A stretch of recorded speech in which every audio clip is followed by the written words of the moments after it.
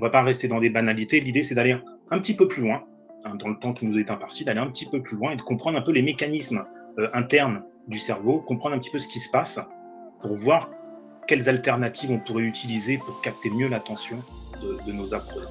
Un petit exercice ludique pour se mettre dans la peau, et vous allez comprendre tout de suite.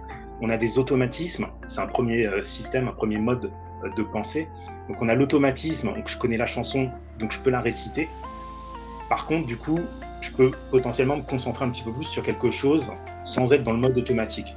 L'attention, au final, elle est sélective. L'attention, elle est dirigée. Elle est dirigée vers un objectif. Et nos apprenants, c'est un petit peu pareil.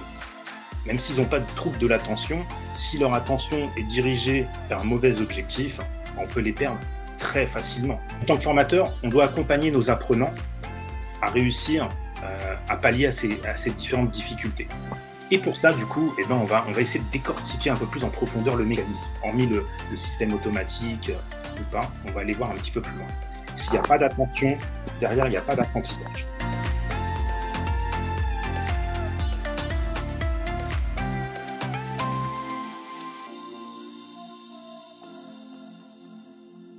Donc le cortex préfrontal en fait va faire le filtrage. Il va se focus sur un élément qu'il aura décidé, hein, par exemple sur l'exercice ou sur votre voix quand vous allez faire une explication. Ça va être son objectif court terme. Il va se focus dessus.